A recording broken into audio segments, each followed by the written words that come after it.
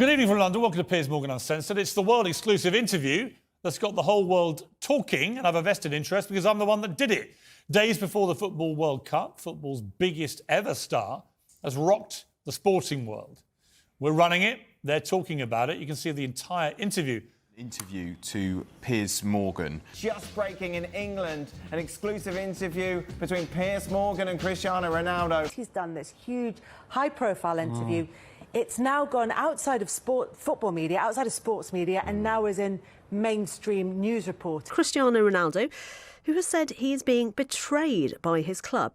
The 37-year-old's comments were made during an interview with Piers Morgan for Talk TV. Ronaldo releases the intro to an interview he has with Piers Morgan. You got on there on Twitter and you tweeted, "Ronaldo, I don't respect the manager." Ronaldo, who missed today because of illness, but has also done an interview with Piers Morgan. Well, Cristiano Ronaldo has accused Manchester United of betraying him in an interview. There has been a huge reaction to this interview before it's even gone to air.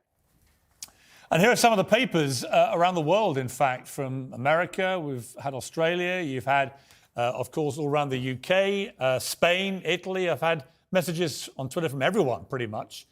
Because he is, in the end, he's the biggest star that football's ever seen. Ronaldo has nearly 500 million followers on Instagram. Think about that. He'll pass that total probably sometime in the next week, far ahead of any other human being on the planet. You can see the entire interview.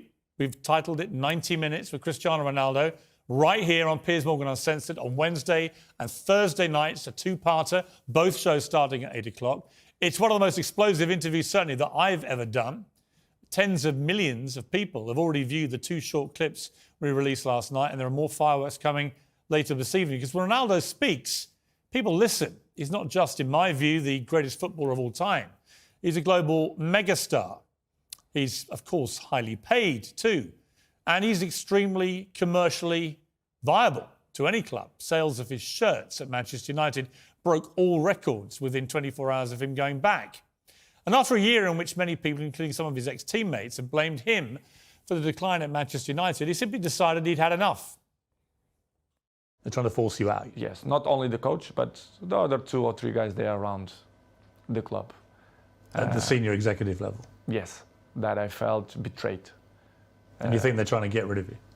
Honestly, I shouldn't say that, I don't know, but listen, I don't care, I'm always, people should listen the truth. Yes, I feel betrayed, and I felt that some people that don't want me here, not only this year, but last year too. Well, already the interview's deeply divided opinion amongst fans and wider football supporters. The club has released a statement today saying it will consider its response when the full facts have been established, which I take to mean after they watched the whole interview. But Ronaldo makes clear throughout our conversation that he has the utmost respect for Manchester United's history as a club and for its supporters. He's as frustrated about the stagnation of the once biggest football team in the world as they are. That's why he's speaking out, because as he sees it, the club hasn't moved forward at all since he left 13 years ago. I don't know what's going on, but since the Sir Alex Ferguson left, I saw not evolution in the club. The progress was zero. For example, you have an interesting point that how the club as Manchester United, after suck Ole, they bring sport directive Ralph Rangnick, which is something that nobody understands. This guy is not even a coach. A bigger club like Manchester United bring sport directive, surprised not only me but all the world. You know, nothing changed. Surprisingly, not only the pool, the jacuzzi, even the gym. Even some points, the technology, the kitchen, the chefs, which is I appreciate, lovely persons. They stop in a time which is it surprised me a lot. I thought I will see different things, as I mentioned before, technology, infrastructure. But unfortunately, we see many things that I'm used to see when I was 20, 21, 23. So surprised me a lot. May surprise a lot of people. There are more home truths where that came from, and sometimes, let's be honest, the truth can hurt. Nothing was off limits in this interview. No tough questions were pulled. Ronaldo answers them all with a brutal honesty, very seldom seen from a star of his renown. He also opens up about the family tragedy which befell him earlier this year, in which his partner lost one of the 2 twins that she was expecting. And he talks about the disrespect he feels that he's been shown by United's manager, Erik ten Hag. He talks about the Glazers, United's unpopular American owners, and he talks honestly about criticism of him by his former colleagues in the old United dressing room. A lot's already been written and said about this interview, just based on the small amount we've already revealed. A lot of it, I have to say, is ill-informed bile. A lot of it is just plain fake news. The only way you'll find out what Ronaldo really says is by watching the whole interview here on Wednesday and Thursday. And I think he'll change a lot of people's minds when they do. Well, joining me now is the former professional footballer turned pundit Graham Souness and chief football writer at The Times, Henry Winter. Well, welcome to both of you. So, Henry, given that I've just spent 10 minutes promoting my interview with Cristiano Ronaldo, I think it's only fair to balance it out by saying that you've written a very excoriating column, as is your wont sometimes when you disapprove of something, about this today. You think it's a big mistake by Cristiano to do this. Why? Well, first, congratulations. It's a great scoop, Piers. Hi, Graham.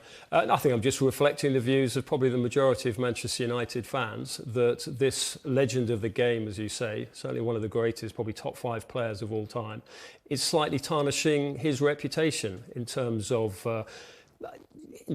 how he's presented himself. I mean, he really should have left in the summer. I think from what I've read so far and what I've heard and seen in your clips, Piers, you know, there are elements of him making pertinent points, particularly about the lack of investment, it seems, in parts of Carrington and Old Trafford as well. So, look, those are important things that he's saying there, and he is a statesman of the game, and he should be listened to.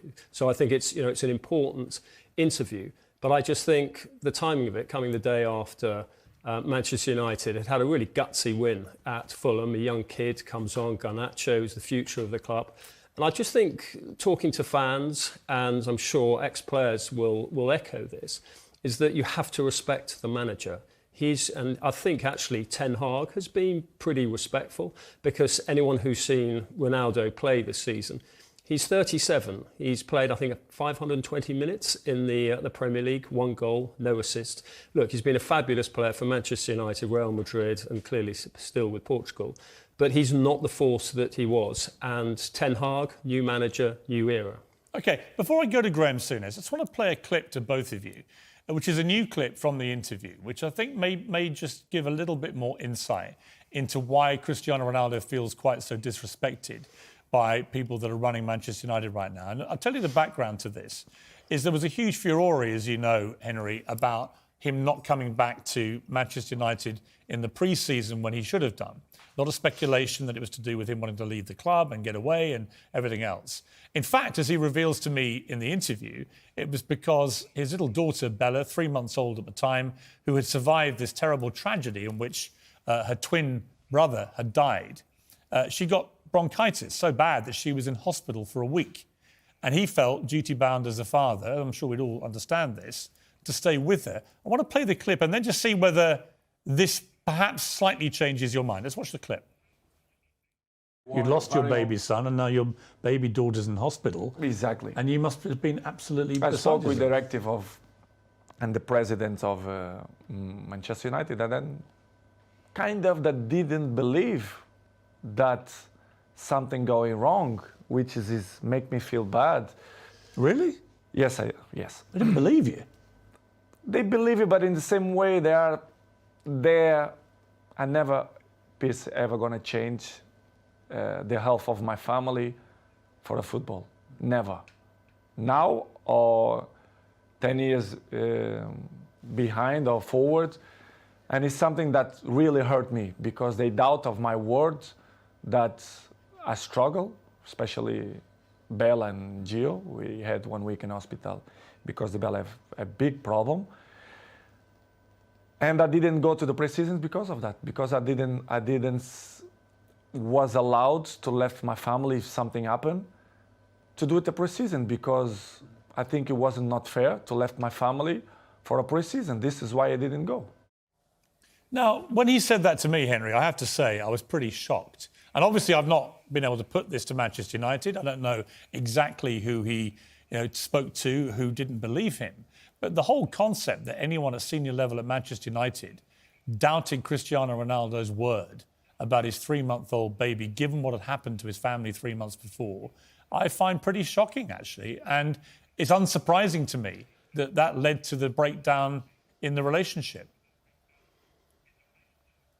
There were clearly two narratives going on in pre-season. One of them, as Cristiano, who is very emotionally articulated there, and anyone with any children will absolutely empathise with him and his support for his partner and for his children and for his daughter. I think everyone totally understands that. And if Manchester United had not shown him the warmth, the love that he was expecting, then, clearly they were wrong in that. My experience of Manchester United and the staff at Carrington and at Old Trafford, football and otherwise, is that actually it's not a cold club. It's actually a pretty warm club. There's a lot of good people there who will look out for a player like Cristiano, who obviously many of them got to know when he was a kid himself at 18. The other narrative, of course, was always the debate about his future and whether he should actually continue with a manager like Ten Hag. So I think really he should have gone in the summer anyway. But clearly everyone has sympathy for the family predicament he had at the time. OK, let me bring Graham in. Graham, you've been one of the great players this country has ever seen,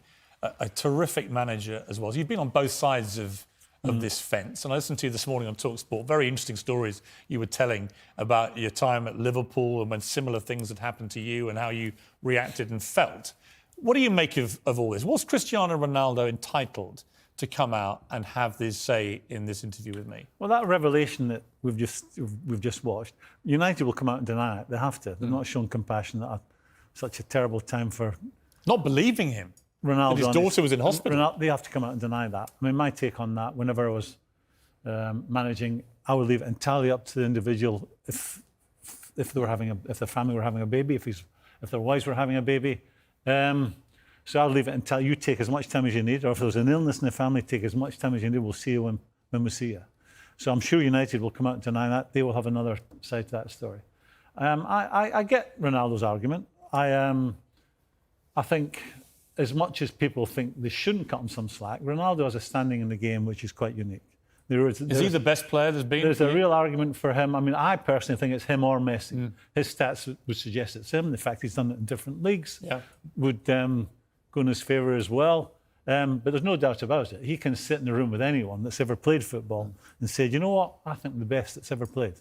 There's a real argument for that. And does that give you... No, it doesn't. I know what you're going to say. Does it give you any special entitlement? I think it has to. I think Ronaldo still has so much to offer, not just in the playing sense, but what he gives you in the dressing room. I consistently say, Pierce, that you have no chance of being successful unless you have good senior pros. Right. He's a consummate.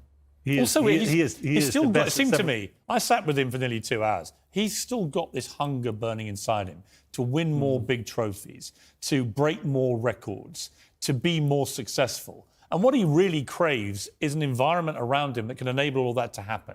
And he feels he just hasn't got that at United. And a lot of it, he said, is down to poor structure and management of the club. He's spot on. I mean, this is not... Whenever I talk about United, the United supporters are up in arms. What do you expect from someone who played and managed Liverpool? But I think United have been mismanaged further up the tree. I think they've consistently got the football decisions wrong. And that's why they find themselves in this dilemma. I think... Getting back to Ronaldo, I think Ronaldo, when he came along, I was all for it. And when he came back? Yeah, when he came back. I mean, there was nobody in that dressing room. There was nobody in that dressing room that younger players would look up to and say, I want to be like him in 10 years' time. He was the ultimate pro you could have got in to correct that. 18 goals last year in the Premier League. I think it was that one more than Harry Kane? Yeah, that in itself. So he is that good, that special, you come up with a system to suit him. What I believed has happened, this is my belief. So, without venturing into what we just witnessed with these tragedies and the baby dying and the other baby becoming ill, that you'd have to cut him some slack. But I'm sure United will have a different story. But I believe when he says he wants to leave, there was a meeting at the start of the season, there's a meeting would have taken place between the manager and Cristiano. After that meeting, they both left the room with an understanding that's going to work. United start the season losing to Brighton and then losing to Brentford badly. I think at that moment, I think the manager and the coaching staff thought, we cannot go down the road of using Ronaldo. There was a feeling that maybe he couldn't do the hard yards. So from that point on, I think Cristiano would have realised that. He's been around the block many, many times. So basically, Ronaldo will feel right now that he's been told a story. Someone has not kept a word, which is the manager. And I don't know whether you've ever had a moment, Graham, and I had a moment rather famously last year when I had a little falling out with my employers and I felt I was being disrespected by people I work with, and I did this.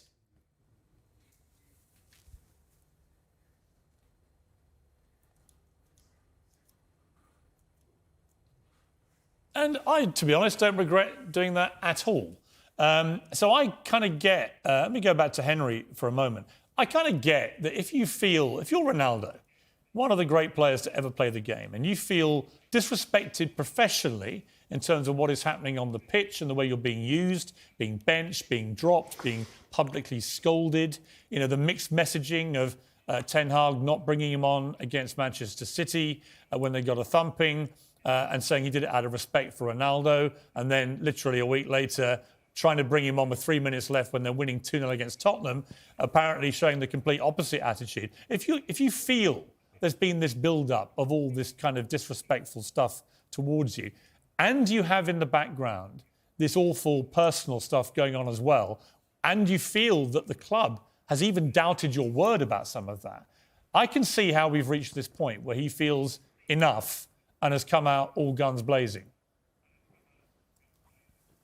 The truth in football is always out there on the pitch, and Graham, as a former manager and a former player, I mean, makes a very pertinent point that Ten Hag, the new coach, clearly felt that Ronaldo couldn't put in, to use Graham's phrase, very apt phrase, he couldn't put in the hard yards on the pitch. And the Premier League particularly is such a gruelling assignment now. It's just all about stamina, it's all about pressing, and with respect to one of the greatest players who's ever played, Ronaldo at 37 wasn't going to be doing the pressing that was required. He's clearly a superior player to Rashford, but Rashford would run himself into the ground for the team. So I think, look, there were other issues there. I think not coming off the bench when he was asked to. I mean, Graham's been in the dressing room. I don't know how Graham would have reacted if any of his Liverpool players had refused to come off the bench. And then going down the tunnel and this element that it's all about me, when in fact... Well, he does say to me... Yeah, I mean, look, he does... Absolutely embodied in his Liverpool teams that it's all about, it should all be about the team. Yeah, I do think Ronaldo's about the team, but I think he believes his own fans. Yeah, I do think Ronaldo, he believes his own personal goals and excellence as a footballer helps the team. He thinks the two go hand in hand. He did say to me, he did apologise to all his teammates and shouldn't have done what he did at Tottenham. But he also, Graham, he also said that he just felt this ongoing disrespect from his coach, both about personal stuff and professional. And he just said it boiled over. Well, I think it's down to him changing his mind from the two. This is what I believe, the two losses, Brentford and Brighton. And then at that point, he has to sit down with them again and say, look, this is what I'm thinking. I think it just boils down to, and it's to his credit that Ronaldo wants to play every minute of every game. Right. He still sees himself as a winner. He will be a realist as well. He'll realise he can't do the running down the channels. He actually admits that. He admits that in the interview. He says he's not the player he was, but he thinks he's a smarter player than he used to be. And Henry references Rashford. There's no comparison. You know, because your stats say that you ran whatever kilometres or how many miles, it's the end product. The hardest thing in football is to score goals. He does that better than anyone that United has. I mean, if I'd been managing him, I think you have to come up with United are not in a place right now where they want to be. That's the politest thing I can say. Well, they're fifth in the league. They're 13 points off the top. They're in the playoffs for the Europa League. I mean, this is not a place United are used to being, right? Take 18 goals out of United seasons last year. They could have been in the relegation zone. Where did they finish? Yeah. There's still room for Ronaldo at United. And I think this whole saga has been handled so badly, it was avoidable. I think with better communication, with people telling the truth, And I think that's where Ronaldo's beef is. I think he's been told an untruth. Can he stay there now? I don't think he can. I think all the bridges are burnt now. Henry, is there any way back for Cristiano, even if he wanted to come back? No chance, and particularly the timing of your very good interview, Piers. The timing of it shortly after the final Premier League game of the first half of the season. There's no way your interview could have gone out a week ago, because if he'd had to step out in front of the Manchester United fans who for so many years sang Viva Ronaldo, he would have very sadly have got a different reception. And Well, he might, but of course, if Portugal have a good run in the hearts World of a Cup lot and of Manchester Ronaldo, United fans. right? But if Portugal have a good run in the World Cup, they've got a good team, and Ronaldo starts banging in goals in the World Cup. Well, I mean, in the end, great players hold a lot of power. Well, fantastic. You see, we're obsessed. Fantastic, but he's 37. He's not the player he was. Graham, final word. He's still got a lot to offer, Henry. You know, if you go back to Aguero at City, where he wouldn't be deemed to have been the best at doing the hard yards, the closing down, the unwanted stuff. Strikers don't really enjoy it. He would get away with it. United should have looked at this situation. But Manchester United have got a new manager and a new era, and Ten Hag was always going to be Manchester United's future. I'm saying we're obsessed. Ronaldo was very much their past, and he should have gone in the summer. We're obsessed. This whole situation has been handled very badly by United, in my opinion. He's a player he should have kept on side. He's a player that still has something. Ronaldo. He is a player that's something that he still has, I think, a hell of a lot to offer a football club. For me, they've handled it very poorly. How do you think it was going to end when you're upsetting a player of his standing? I think that's the bottom line. We're talking about this instead of United on the front foot, moving forward, winning a difficult game. I also think, to be fair to Cristiano, you've got to watch the whole interview. All people have seen so far are a few clips, literally, just like 2 or 3 clips. It's a long 90-minute plus interview we're going to air over 2 days. If you watch it all and you come to the same conclusion Henry has, fair enough. But I think a lot more people will feel sympathetic towards Ronaldo by the end of it than they might be feeling at the moment. I've got to leave it there. Henry, thank you very much indeed for joining us. Graham, great to have you on the show. Pleasure. And for coming in. Really appreciate it.